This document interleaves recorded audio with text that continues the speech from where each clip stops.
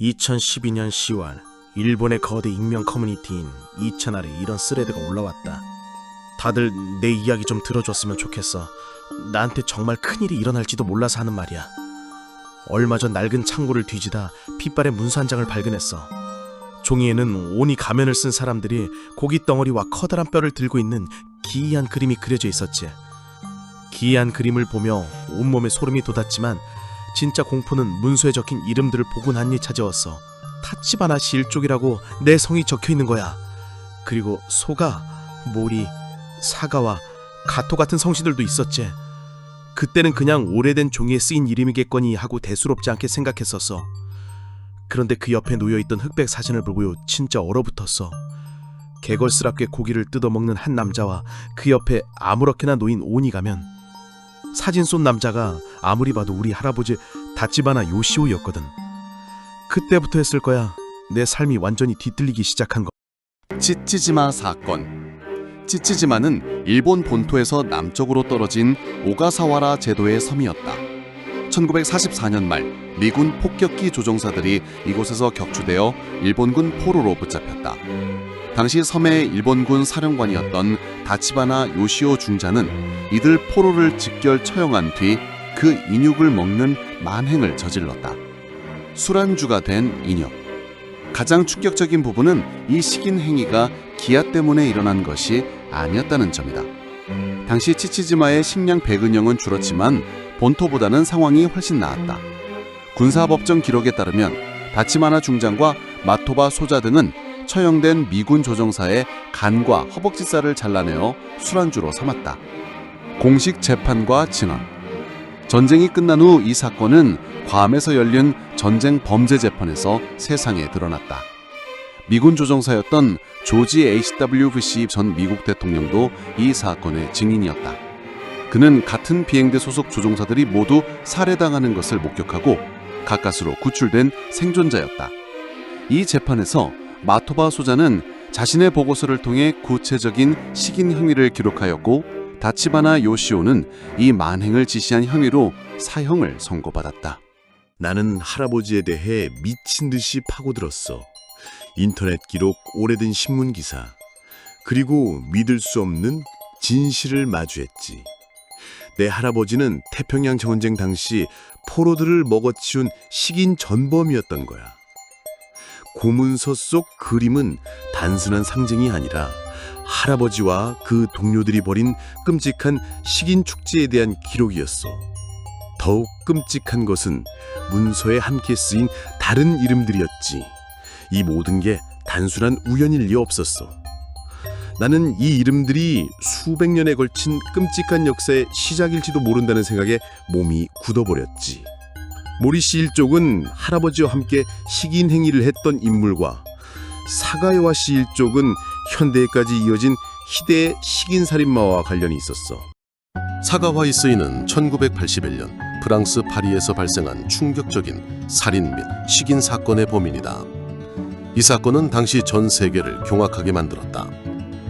1981년 6월 당시 파리 제3대학에서 문학을 전공하고 있던 일본인 유학생 사가와 이스이는 네덜란드인 동교생 르네 하르테벨트를 자신의 아파트로 초대했다. 이후 그는 하르테벨트를 살해한 뒤 시신을 훼손하고 인육을 먹는 끔찍한 범죄를 저질렀다. 며칠 뒤 그가 시신을 유기하려다 발각되면서 사건의 전말이 드러나게 되었다. 이 사건이 충격적이었던 이유는 법적인 처벌이 제대로 이루어지지 않았다는 점이다. 프랑스 법정에서 사가와 이스이는 심신상실 상태였다는 진단을 받았다. 즉, 범행 당시 정신병적인 상태에 있었기 때문에 법적 책임을 물을 수 없다는 판단이었다. 이에 따라 그는 형사처벌을 받지 않고 정신병원에 수감되었다. 이후 그는 일본으로 강제 추방되었다. 일본의 정신병원에 입원했으나 프랑스에서 받은 서류의 불충분함을 이유로 결국 기소되지 않고 석방되었다. 결과적으로 그는 살인과 식인이라는 중범죄를 저질렀음에도 불구하고 단 한 번의 재판도 없이 자유의 몸이 되었다. 석방된 후 사가와 이세이는 자신이 저지른 범행에 대해 회고록을 쓰고 여러 방송 프로그램에 출연하는 등 자신의 악명을 이용해 대중적인 활동을 이어갔다. 이러한 행보는 일본 사회뿐만 아니라 전 세계적인 비난을 받았다. 그는 2022년에 사망할 때까지 자신의 행위를 반성하기보다는 오히려 미화하거나 자랑하는 듯한 태도를 보여줘 논란을 키웠던 인물이다. 나는 오니의 정체를 파헤치기 시작했어. 기록에 따르면 오니는 인도의 식인 귀신인 야차, 약샤와 나찰, 락샤샤에서 기원했지. 야차는 본래 재물과 자연을 수호하는 신이었지만 때로는 잔혹한 식인 괴물로 변하기도 한다고 했어. 반면 나찰은 불교에 귀의하기 전까지 인간을 피와 살을 탐하는 악귀였지. 중요한 건 그 개념이 인도에서 일본으로 곧장 전해진 게 아니라는 거야. 불교가 전파되던 고대 그 개념은 한반도의 백제를 거쳐 일본으로 넘어왔다는 사실을 알게 되었지. 그런데 여기서 나를 가장 소름 돋게 만든 건 일본의 오니와 한반도의 도깨비가 이상할 정도로 닮아 있었다는 거야. 이름은 달랐지 이들은 쌍둥이처럼 똑같이 생긴 귀신이었던 거야.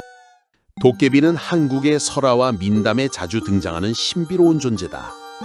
무시무시한 온이나 서양의 악마와는 달리 도깨비는 인간에게 해를 끼치기도 하지만 도움을 주기도 하는 복잡하고 장난기 많은 존재라고 알려져 있다.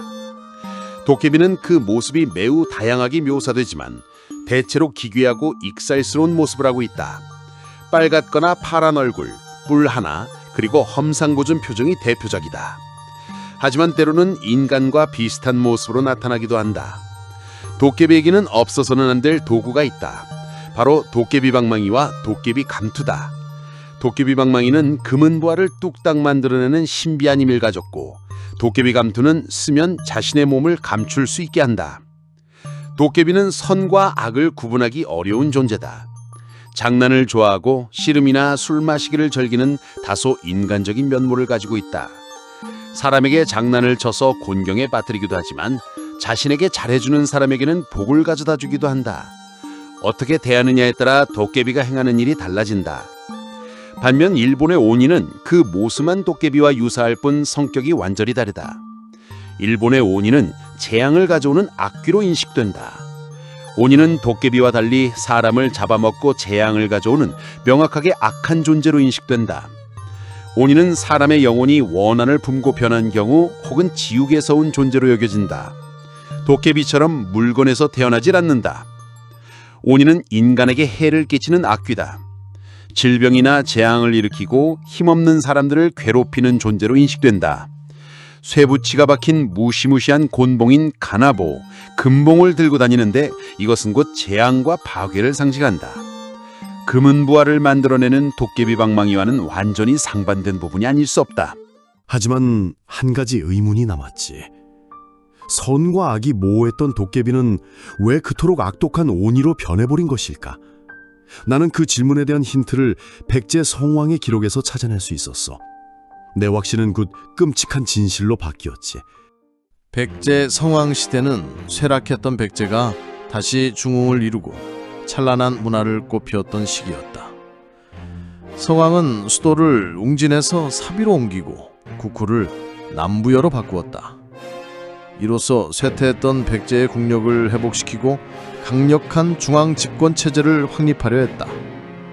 또한 불교를 적극적으로 장려하여 일본에 전파하는 등 뛰어난 외교적 성과를 거두었다. 당시 백제와 신라는 고구려의 강력한 남하 정책에 맞서기 위해 오랜 동맹관계를 유지하고 있었고 백제 성왕은 이 동맹을 바탕으로 빼앗긴 옛 수도 한성, 즉 한강 유역을 되찾고자 했다. 마침 고구려가 내부 혼란을 겪자 성왕은 신라의 진여왕에게 힘을 합쳐 고구려를 공격하자고 제안하게 된다. 두 나라는 함께 고구려를 공격했고 마침내 한강 유역을 되찾는 데 성공한다. 성왕은 한강의 아래쪽인 백제 고유의 옛 땅을 되찾았고 진흥왕은 한강 상류 지역을 차지했다. 이로써 성왕은 백제의 오랜 수건을 드디어 이루었다고 생각했는데 진흥왕의 배신과 성왕의 분노. 하지만 진흥왕의 생각은 달랐다. 한강 유역의 전력적 중요성을 누구보다 잘 알고 있던 그는 백제가 차지한 한강 하류 지역까지 탐냈던 거야. 성왕이 한강 유역을 되찾은 기쁨에 잠시 방심한 틈을 타 진흥왕은 120년간 이어져온 나대 동맹을 깨고 백제를 기습 공격했다. 갑작스러운 공격에 백제는 제대로 저항하지 못하고 한강 하류의 모든 땅을 신라에게 빼앗겼고, 성왕에게는 이것이 단순한 영토 상실이 아니라 믿었던 동맹에게 당한 치욕적인 배신이었다. 그런 극도의 분노와 배신감에 휩싸였고, 이 분노는 결국 성왕으로 하여금 목숨을 건 최후의 전쟁을 결심하게 만드는 결정적인 계기가 되었다. 격분한 성왕은 군사를 이끌고 신라를 공격하였으나 관산성 전투에서 신라군의 매복에 걸려 전사하고 말았다. 더욱 비극적인 것은 그의 사후 처리였다. 성왕의 목은 신라 수도인 경주로 보내져 왕궁 계단 밑에 묻힌 치욕을 당했다. 이는 한 나라의 왕에게 가해진 극도의 굴욕이자 백제와 신라가 돌이킬 수 없는 적이 되는 계기가 되었다. 성왕의 죽음은 백제에게 깊은 원한을 남겼으며, 이는 훗날 신라 멸망의 복수심으로 이어지는 씨앗이 되었다. 백제 성왕이 신라와의 전투에서 목이 잘려 죽었지만 그의 아들 위덕왕이 아버지의 모습을 본떠 만든 구세 관음상을 일본에 보냈다는 기록을 찾았지. 그리고 야사에는 그 불상 안에 성왕의 목이 들어있었다는 끔찍한 기록이 있었어. 불상 안에서는 내 살과 뼈를 취하여 한을 풀리라는 섬뜩한 글귀까지 나왔지.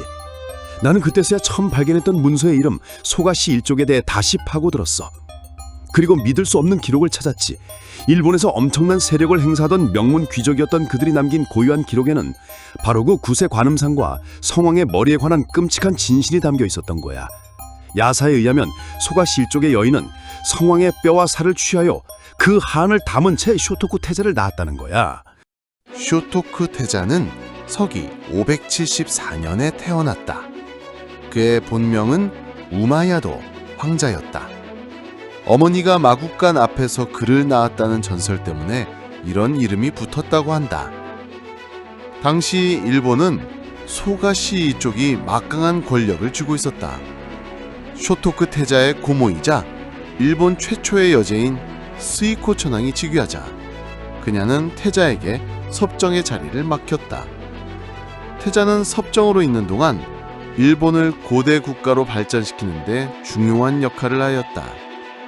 그 중에서도 불교 장려에 온 힘을 기울였다고 알려져 있다.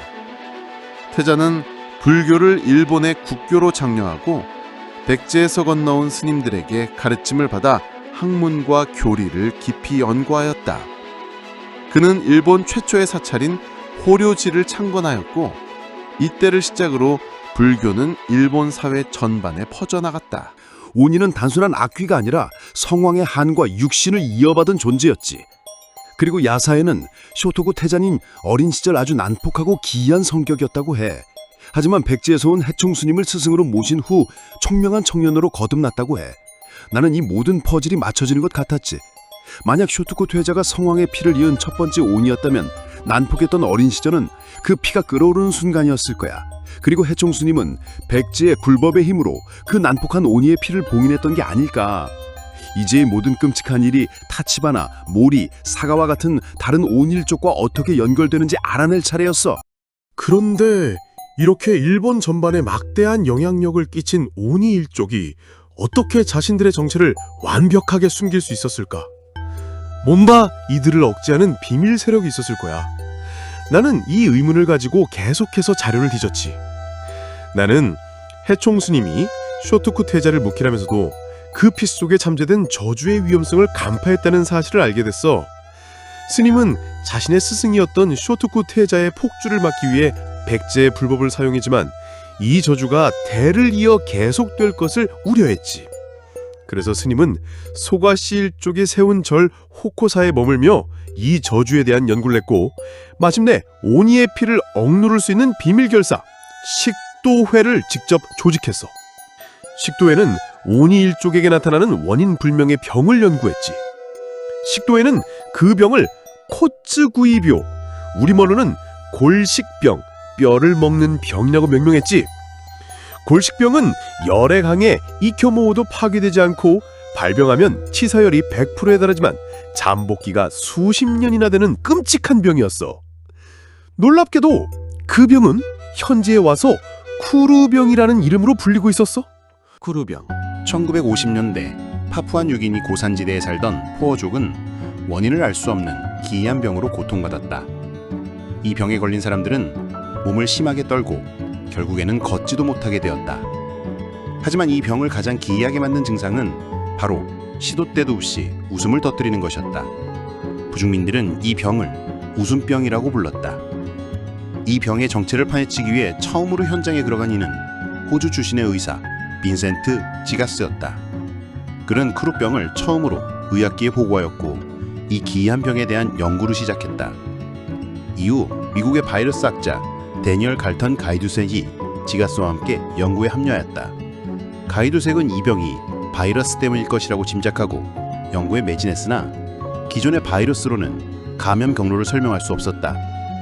그러던 중 포화족의 장례 식인풍습에 주목하게 되었다.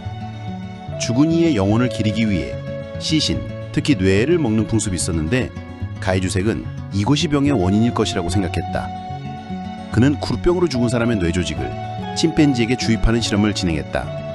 그리고 오랜 시간이 지난 후 침팬지에게서 쿠르병과 같은 증상이 나타나는 것을 확인했다. 이로써 쿠르병이 변형된 단백질인 프리온에 의해 전염된다는 사실을 밝혀냈고 이 공로로 1976년 노벨 생리 의학상을 수상하였다. 포화족의 식인분습이 금지되자 쿠르병은 점차 사라졌다. 쿠르병의 발견은 프리온이라는 새로운 병원체의 존재를 알렸으며 인견에게서 발생하는 감염성 질환에 대한 중요한 단서가 된 사건이었다. 1950년대에 처음 발견됐다고 알려져 있지만 사실 1000년도 전에 해총스님이 이미 그 기원을 발견하고 기록했던 거였지. 식도에는 오니의 가장 성스러운 의식을 그들의 가장 치명적인 약점으로 만들어 온 것이지. 그리고 더 충격적인 건 식도회를 이끈 5명의 인물 이름이 바로 소가, 모리, 사과와 가토, 타치바나였다는 거야. 그들은 오니이면서도 자신들의 저주와 싸우는 존재들이었던 거야. 결국 모든 시작은 시오토쿠 태자였으리라 생각되었어. 시오토쿠 태자는 스스로 천황이 되지 않고 고모인 스이코 천황을 보필했지. 덕분에 오니의 피는 천안가로 이어지지 않았지만 그 피는 쇼토쿠 태자의 후손들에게 이어져 타치바나, 모리, 사가와 같은 일족으로 퍼져나갔어. 그런데 문서에 적힌 가토시 일족의 정치는 여전히 드러나지 않았지. 그들의 뿌리를 찾는 것은 그리 어렵지 않았어. 야사에는 백제에서 온 기술자들의 후예 중 명문 가토시 일족이 존재했다는 기록이 있었지. 그리고 그중 전국시대의 명문 무사로 성장한 가토 기유마사가 바로 도요토미 히데요시를 부추겨 조선 정벌을 실행했던 바로 그 사람이었어. 1592년 왜군 제2군을 이끌었던 장수 가토 기요마사는 조선 팔도를 짓밟으며 올라왔다. 무모와리반치 용맹하고 잔혹한 무장으로 알려진 그는 그 누구보다 앞서 전장을 누볐다. 그의 별명은 귀신 가토였다. 그의 행보는 일반적인 왜군과 달랐다. 특히 한반도 남쪽 경주에 이르렀을 때 말이다. 가토 기요마사 부대의 진군 정로는 맹렬했다. 부선에 상륙한 뒤 동해안을 떠나 경주를 숙대밭으로 만들었다. 경주는 신라 천년의 수도였던 곳. 아름다운 불교 유적과 왕릉이 가득한 곳이었으나 가토에게는 단순한 점령지가 아니었다. 그는 경주에서도 유독 서학동이라는 지역에서 신라의 왕릉들을 무자비하게 파헤치고 다녔다. 가토 기요마사와 왕릉을 파헤쳤던 서학동. 이곳은 다름 아닌 백제의 성왕을 죽음으로 몰아놓은 신라 진흥왕의 무덤이 있다고 전해지는 곳이었다. 기록에 따르면 진흥왕은 애공사 북쪽 봉오리에 장사 지냈다고 한다. 오늘날 우리는 그곳을 서학동에 있는 현재의 왕릉으로 유추하고 있는데, 하지만 여기서 풀리지 않는 미스테리가 하나 있다. 바로 무덤의 규모다. 통일신라의 전성기를 이끌었던 진흥왕이라면 그 위대한 업적에 걸맞게 거대하고 웅장한 왕릉에 묻혔을 것이라고 생각하는 것이 자연스럽다. 하지만 서학동에 있는 무덤은 그 위상에 비해 너무나 작다. 혹시 진흥왕의 진짜 무덤은 따로 있었던 것은 아닐까? 아니면 가토가 파헤칠 무덤이 진흥왕릉이었고 그 속에서 무언가를 발견했던 것은 아닐까? 가토 기요마사와 진흥왕은 무려 400년의 시공간을 초월한 인물이지만 이들은 백제와 신라의 비극적인 역사로 연결되어 있다. 가토는 자신의 조상에게 복수라도 하듯 진흥왕의 흔적을 찾아 헤맸던 것일까? 그의 잔혹한 파괴는 단순히 전쟁의 관계가 아니라 백제 성왕의 한이 만들어낸 저주였을지도 모른다. 가토는 그때 경주에서 정말로 진흥왕의 유고를 펼쳤던 것일까? 나는 온몸에 전율을 느꼈지. 내가 찾은 끔찍한 오니의 연대기는 단순히 식인 행위에 그치는 것이 아니었던 거야. 백제에서 건너온 오니의 피가 수백 년의 세월을 거쳐 다시 그들의 근원인 조선을 침략하려 했던 것이지. 가토 기요마사는 성왕의 뼈와 살 속에 담겨 있던 한을 풀기 위해 조선을 전복하려 했던 오니의 화신이었던 거야. 그의 끔찍한 잔혹함은 오니의 본능에 충실했던 행위였던 거지. 다행히도 오니의 피를 이어받은 일족 중에는 식인 광귀가 끓지 않는 부류도 있었대. 식도해에서 만든 억제제가 효과가 있었으리라 믿었지. 나는 안도의 한숨을 쉬었고 이 끔찍한 역사가 담긴 고문서들을 다시 봉인하려 했어. 그런데 그때 지금까지는 보이지 않던 고문서 하나가 나의 눈길을 사로잡았어. 떨리는 손으로 펼친 문서에는 섬뜩한 글귀가 쓰여 있었지. 오니의 피는 20살이 되면 끓어오르리라. 나는 그 자리에서 꼼짝할 수 없었어. 심장이 목구멍까지 차오르는 것 같았지. 그리고 깨달았어. 내가 내년에 20살이 된다는 것을. 내 안에서 무언가 끓어오르는 것 같았고 손이 파리를 떨려왔지. 혹시 그동안 내가 이유 없이 몸을 떨 때마다 그저 피곤해서라고 생각했던 건 아닐까? 이 지독한 저주는 끝난 게 아니었어. 내게는 이제 시간이 얼마 남지 않았다는 것을. 그때 엄마가 저녁을 먹으라며 날 부르는 소리가 들렸어. 나와서 저녁 먹어라 무장.